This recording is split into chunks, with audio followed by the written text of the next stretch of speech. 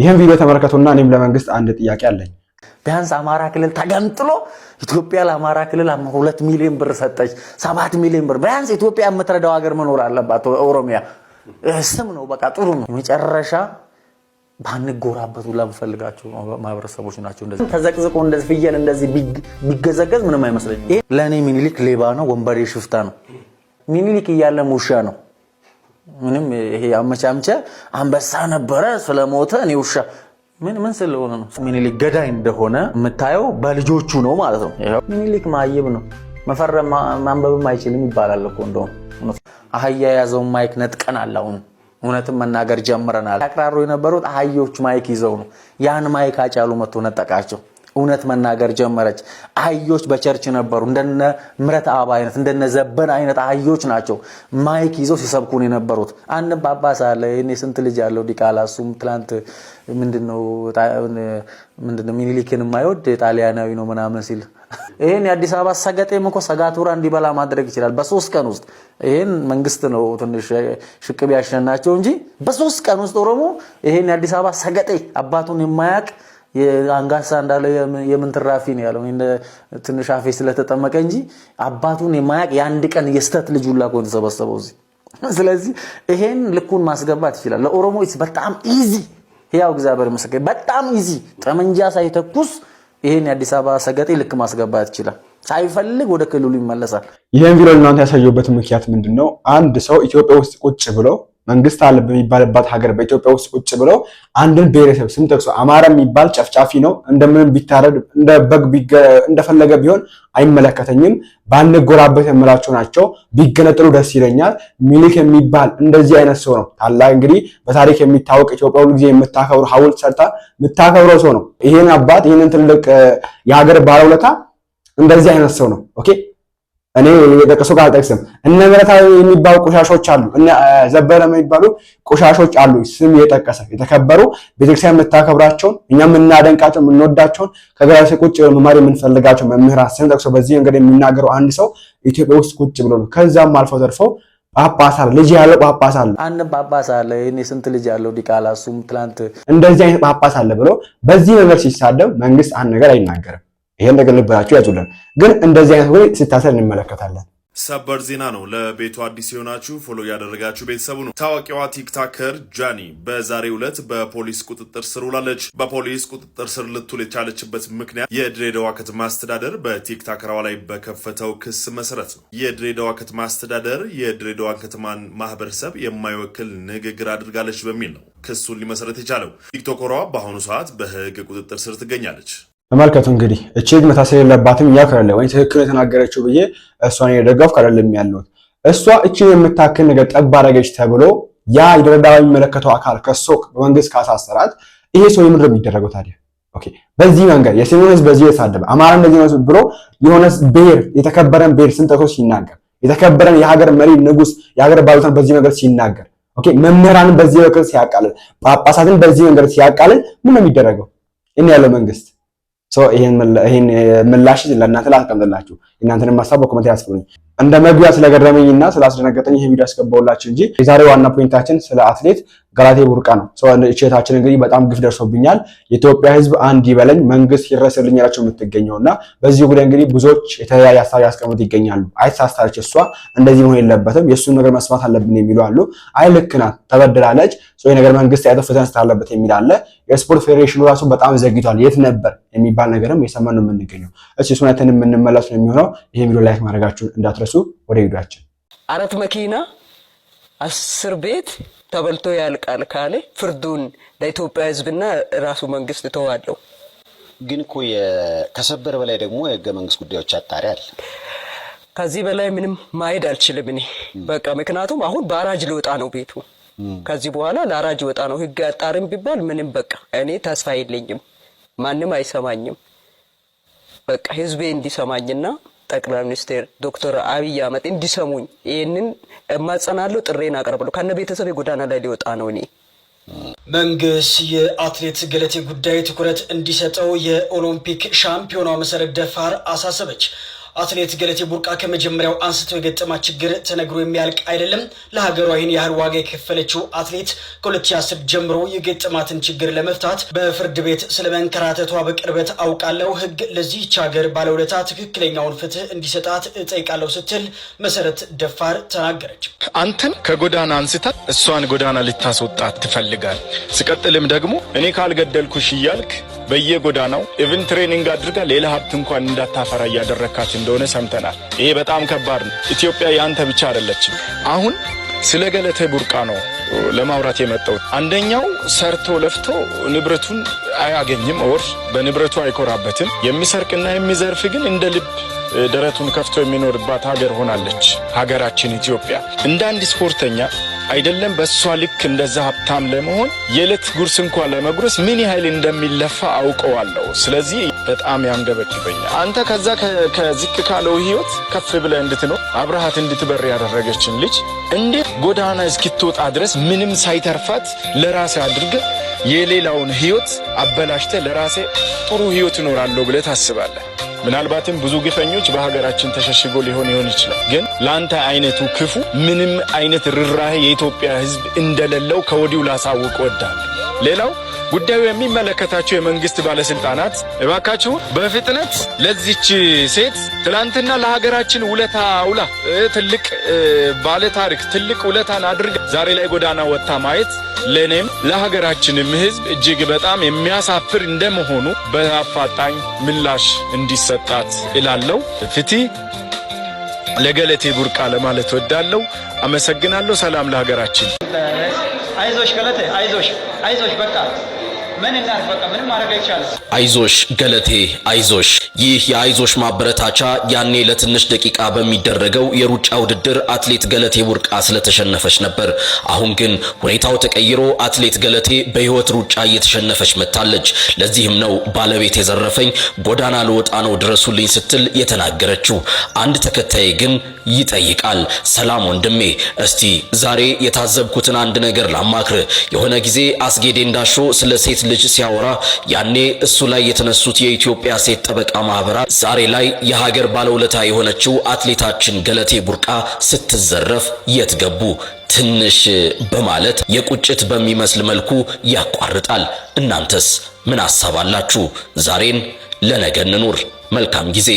ለዚህ ጀግና አትሌት አሁን ላይ ድምጽ መሆን ካልቻለ ምኑ ጋር ነው ማህበራዊ ሚዲያ ለበጎ ዓላማ የምንጠቀመው? ይሄን ቪዲዮ ሁላችሁ በደንብ ሼር፣ ኮፒ ሊንክ እያደረጋችሁልኝ ለዚህ ጀግና አትሌት ለሀገር ለከፈለችው ውለታ ምላሽ እንድትሰጣ ትፈልጋለሁ።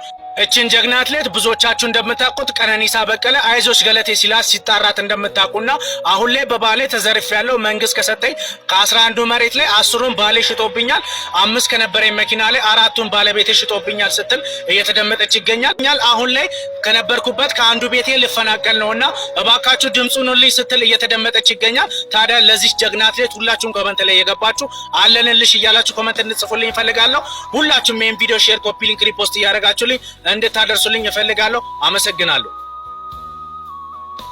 አትሌት ገለቴ ቡርቃ እንግዲህ ጩኸቴን ስሙኝ ጎዳና ልወጣ ነው ፍትህ አጥቻለሁ እያለች ትገኛለች ማለት ነው። እንግዲህ አይዞሽ ገለቴ በሚል በዚህ ቪዲዮ በጣም ብዙዎቻችን እናውቃታለን። አትሌቷ በተለያዩ መድረኮች ላይ እንግዲህ ኢትዮጵያን ወክላ በመገኘት በጣም ብዙ ወርቆችና ብሮችን አስገኝታለች ማለት ነው። እቺ የሀገር ባለውለታ እንግዲህ በተለያዩ ሽልማቶችና የመሬት እንዲሁም ደግሞ የገንዘብ ስጦታዎች ይበረከቱላት ነበረ። በዛ ምክንያት እንግዲህ ከነበሯት 11 መሬቶች ውስጥ 10ሩን ባለቤቷ ያለሷ እውቅናና ፍቃድ ሽጦ የግል ጥቅሙ አውሎታል። እንዲሁም ደግሞ ከነበሩኝ 5 መኪናዎች ውስጥ 4ቱን እኔ ሳላውቅ በመሸጥ ለግል ጥቅሙ አውሎታል ብላለች። እንግዲህ እጅግ በጣም ተጎድቻለሁ፣ ድምጼን የሚሰማኝ ሰው እፈልጋለሁ ብላ እንግዲህ ለመንግስት ጥሪ ያቀርባለች ማለት ነው። አሁን የምትኖርበትን አንድ ቤት እንግዲህ እሱንም ለማሸጥ በጣም ብዙ የህግ እንቅስቃሴዎችን እያደረገ ይገኛልና እባካችሁ ፍትህ ስጡኝ። እሷም ለመንግስት ጥሪዋን ያቀርባለች ማለት ነው። ማለትም ለጠቅላይ ሚኒስትር ዶክተር አብይ አህመድ ይህን ነገር ተመልክቶ ምላሽ እንዲሰጠኝ እፈልጋለሁ፣ እንዲሁም ደግሞ ልታግዙ የምትፈልጉ ሰዎች እባካችሁ እያለች ትገኛለች። እንግዲህ ገና በልጅነቷ አባቷን በሞት አጣች። እናቷ የአካል ጉዳተኛ ሆና ስታሳድጋት በብዙ ችግር ውስጥ አልፋ ነበር። በባዶ እግሯ ነበር ሩጫ የምትለማመደው። ከመክሳቷ የተነሳ ንፋስ ይዟት እንዳይሄድ ከበድ ያለ ንፋስ ሲመጣ ግድግዳ ስር ትለጠፍ ነበር። ሩጫ በባዶ ሆዷ ስትሮጥ ልምምድ ላይ ደም ተፍታም ታውቃለች። በብዙ ስቃይና መከራ ዓላማዋ ላይ ደረሰች። ሀገሯን ወክላ በዓለም አቀፍ ውድድሮች ለመወዳደር በቃች። የሀገሯን ባንዲራ ከፍ አድርጋ አውለበለበች። በዚህም በተለያዩ ጊዜ ከሩጫውና ከሀገሯ የተበረከቱላት 11 ቤቶች በተለያዩ የኢትዮጵያ ከተሞች አገኘች። የ5 መኪና ባለቤትም ሆነች። እነዚህ ለአንድ አትሌት ተራ ነገሮች ቢሆኑም ለገለቴ ቡርቃ ግን የህልውና ሀብቶቿ ናቸው። የታክሲ አገልግሎት ሲሰጣት ከነበረው ግለሰብ ጋር ጋብቻ መሰረተች። ሰውየው አጋዧ አልሆነም፣ ጠላት ሆነባት፣ ከዳት። ካላት 11 ቤቶች 10 ቤቶችን በዘመድ አዝማዱ ስም በሽያጭ ስም አዞረ። መኪኖቿንም እንደዛው። አሁን አንድ የቀራትን ቤትም በፍርድ ቤት ተከራክሮ ሊካፈላት ጫፍ ደርሷል።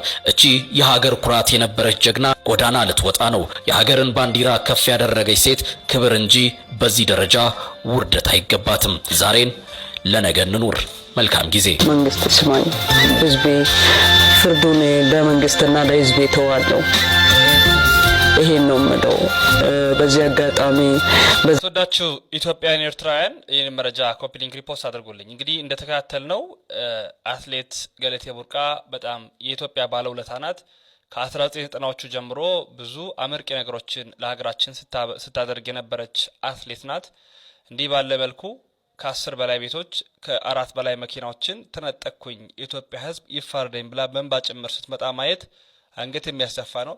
እንኳንኛ ዓለም የሚያውቃት ይች የኢትዮጵያ መለዮ የሆነችው አትሌታችን እንዲህ ባለ መልኩ በእንባ ተሞልታ ተዘረፍኩኝ ድረሱልኝ ስትል ማየት በእውነት እንደ ሀገር አንገት የሚያስደፋ እጅግ የሚያሳዝን ነው።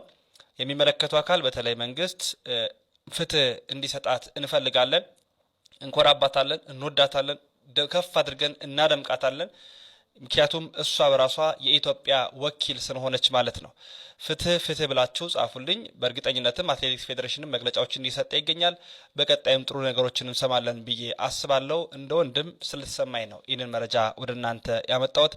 በዚህ አጋጣሚ በስደቱ ዓለም ያላችሁ በተለያየ ቦታ ላይ የምትገኙ እህቶቻችን እንዲህ አይነት ነገሮችን ስታደርጉ በጣም ትምህርት ከዚህ ውሰዱ። ወንዶች እንዲህ አይነት ያልሰራችሁበትን ያለፋችሁበትን ነገሮች ባካችሁ እንዲህ አይነት ነገሮችን አታድርጉ። ከሰዋዊነት የወጣ ነገር አናድርግ። በስደቱም ዓለም በተለያየ ቦታ ላይ በእምነት የምታደርጉት ወንድሞቼ እህቶቼ፣ በትዳር ዓለም የምትገኙ በሙሉ በተለያቶች እንጠንቀቅ የሚል መልእክቴን እግረ መንገዴን ለማስተላለፍ እሞክራለሁ። ከአትሌት ገለቴ ልንማር ይገባል። ፍትህ ግን ለእሱ ያስፈልጋል። ወንድማችሁ ልዑል መብራቱ ነኝ። ያሮስ የእናንተ ምኛም ነው። የተሰማችሁን አስቀምጡልኝ። አንድ ልጅ እንኳ አለመውለዷ እኔን አሳምመውኛል። የገለቴ ንብረት ማጣት ብቻ ሳይሆን ሁሌም የማዝነው ገለቴ አንድ ልጅ እንኳን የላትም። ከ2010 በኋላ ልጅ መውለድ ትፈልግ እንደነበር በተደጋጋሚ ነግራኛለች። ነገር ግን ያንን አለማድረጓ እያሳምመኛል። ለሀገሯ ስትለፋ ፍርድ ቤት ስትመላለስ ነው እየኖረችው ስትል አትሌት መሰረት ደፋር ተናገረች። ዩቲዩብ ላይ መታ መግለጫው ሰጥታ እዛ ሾው ላይ ቀርባ እሷ ይሄንን ባታወራ ኖሮ ይሄ መግለጫ ይኖረን ነበር። የኬንያ ስለ ሴፍ ጋርዲንግ ስታብራሩ በኬንያ ሁኔታ ቀንታችሁ ነበር። እዚህ የተፈጠሩ የነበሩ እያንዳንዱ ችግር ታውቁ ነበር። ግን አንድም ጊዜ መግለጫ ሰጥታችኋል። ለምን? በጣም የሚያሳዝን ነገር። አሁን ቅድም ስለ ጋዜጠኛ በዚህ ፕሮግራም ላይ ሊተቻ ይገባል። ምክንያቱም የዛሬ 1 ዓመት ኖቬምበር ላይ በወጣ ኒውዮርክ ታይምስ ላይ በወጣ መረጃ ኬንያ ኤልዶሬት ላይ 4 የሚደርሱ ሴቶች በባሎቻቸው አሰልጣኝ በሆኑ ባሎቻቸው ተገለዋል። በራሳቸው ሰዎች። ላለፉት 1 ዓመታት የኢትዮጵያ አትሌቲክስ ፌዴሬሽን ስለ ገለቴም ሆነ ስለ ሌሎች የተጎዱ ስለነበሩ አትሌቶች ምንም አይነት ስራ እየሰራ አልነበር። የዛሬ 3 ወር ነው ስለ ሴፍ ጋርዲንግም ስራ መስራት ጀምረናል ነበር ያላችሁት።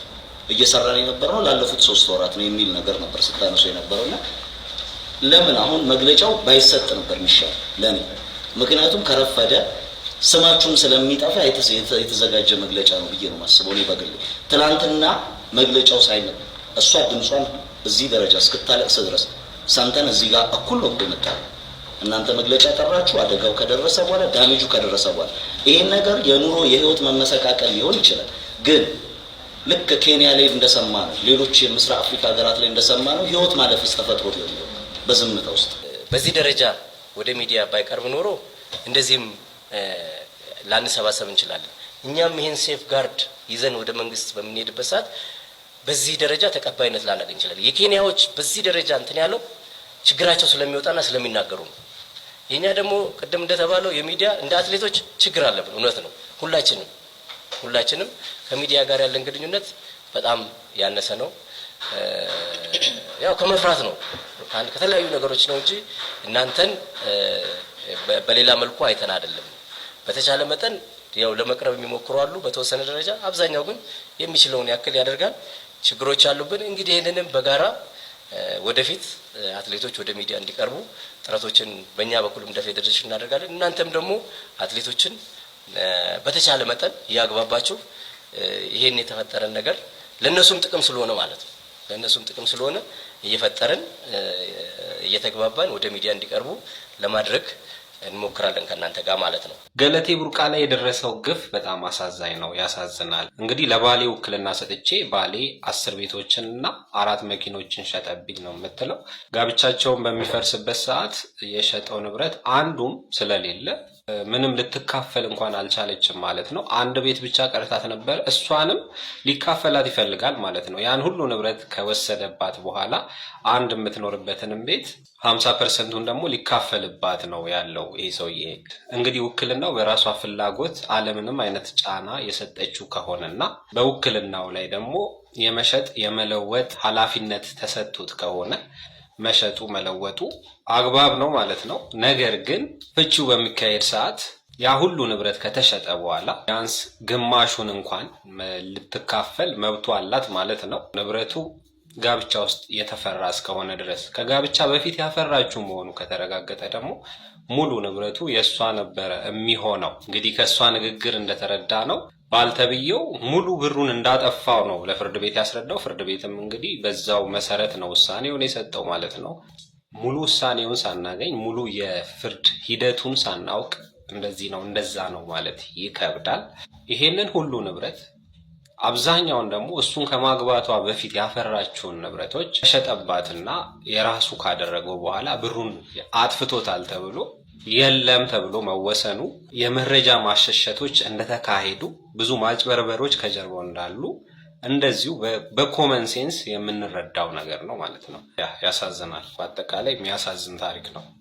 እንግዲህ ይህ ነገር ከትናንት ማታ ጀምሮ ማለትም ሴፉ ኦን ኢቢኤስ ላይ ወይ ሴፉ ሾው ከቀረበች በኋላ ጀምሮ የተወራበት ነው የሚገኘው። አንድ የሀገር ባለውለታ የሆነ ሰው ወይም እህታችን በዚህ መንገድ ነው ተወቃለች የምትገኘው፣ በዚህ መንገድ ነው አዳይ ካፍላች የምትገኘው፣ ትልቅ ችግር ውስጥ የምትገኘው። የሚመለከተው አካል የስፖርት ፌዴሬሽን ማያውቃትም መንግስትም ማያውቃትም ይላል ሲከናወን። ቀደም ያሳያችሁ ደግሞ የሀገር ባለውለታ የሆኑ ትልቅ ንጉስ ናቸው። በዚያ መንገድ አንድ ሰው ሲሳደብ የነበረው ምንም አይደረግም። ስለዚህ መንግስት አለ ኢትዮጵያ ውስጥ በእውነቱ ካለም ነው ይሰራያል። ይሄን ነገር የሚመለከቱ አካል አለ መንግስት አለ የሚለውን ተውና እነዚህ ነገሮች የሚመለከቱ እነዚህ የሰዱ ነገሮች እነዚህ ነገሮች የሚመለከቱ አካል ማን ነው ካለስ ለምን ነው ዝም ያለው? እስቲ በዚህ ጉዳይ እናንተን ማስተር አስቀምጡልኝ። ይሄ ነገር ትክክል አይደለም። እኛ ሁላችንም ያወራ የምንገኘው የእሷን ነገር ሰምተን እንጂ የባለቤቷን ነገር እንስማ የሚል ነገር ይወጣ ይገኛል። ላሰማችሁ። አትሌት ገለቴ ቡርቃም ደረሰብኝ ያለችውን ነገር በሰይፉ ፋንታውን ሾው ላይ የተናገረችውን ሰማሁትና ብዙ የሚያስገርሙ ነገሮች አሉበት። ቬሪ ኢንተረስቲንግ የሆነ ታሪክ ነው የምትናገረው። ታደለ ገብረመድህን የተባለው ባለቤቷ በጉዳዩ ላይ ወጥቶ አስተያየት ቢሰጥበት የተሻለ ይሆን ነበር፣ ሰው ሚዛናዊ የሆነ ፍርድ እንዲሰጥ። አሁን ግን የገለቴን ብቻ ሰምቶ ፍርድ እየሰጠ ነውና ይሄ ደግሞ ትንሽ ከባድ የሚያደርገው ለታደሰም አይደለም ወይም ለገለቴም ሳይሆን በተለይ በዛ ኢንተርቪው ላይ ስማቸው ለተጠቀሰው የታደሰ እናት እንደዚሁም ደግሞ ገለቴ እንዳለችው ታደሰ በአሁኑ ሰዓት ላይ ትዳር መስርቷል ምናምን ብላለችና አሁን ከታደሰ ጋር ተከትሎ ያሉት አሁን ያለችው ሚስቱ ወይም ደግሞ ልጆች ካሉ እነሱ ህይወታቸውን በጣም ነው ሊጎዳው የሚችለው። በተለይ በማህበረሰብ የመገለል ነገር ገለቴ ስንትናገር እንደሰማናት እንግዲህ ቤቱን 11 ቤቶችን ነበሩኝ ከዛ ውስጥ 10 ሸጧል አለችው። አንደኛውን የሸጠው ለእናቱ ነው ብላለች። እንግዲህ በ200,000 ብር ነው ምናምን ለእናቱ ሸጠላት። ያው ሸጠ የሚባለው ስሙን ለማዘዋወር ነው።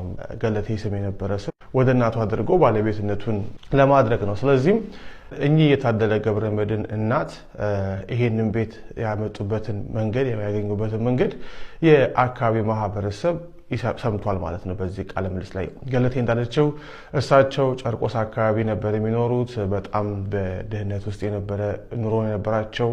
ያንን ኑሮ ማንኪያ እንኳን ሳይቀር ይዘው እንዳይመጡ ብዬ አስተካክዬ አኑሪያቸዋለሁኝ እናቴ ናቸው ብዬ ተቀብዬ ብላለች። እነዚህ ነገር በጣም የሚገኘው በዚህ ጉዳይ እናንተና አስቀምጡ። የመለከቱ አካሪዎች ደግሞ ይሄን ቪዲዮ ላችሁም ላይክ እና ሼር ማድረጋችሁን አትርሱ። አሁንም ቢሆን ለእህታችን ፍትህ የተከፈለ የሚገኘው ወገንም ፍትህ ለማለት እንፈልጋለን። ቪዲዮአችን ይመስል ነበር። ቪዲዮአችንን ተማራችሁበት፣ አዲስ ነገር መሰማችሁበት አልጠራጠርም። በቀጣይ ባሪፍና በአስተማሪ ቪዲዮ እስከምንገናኝ ድረስ እግዚአብሔር ከእናንተ ጋር ነው። ላይክ እና ሼር ሰብስክራይብ ያረሳ ቸር ቆዩልኝ።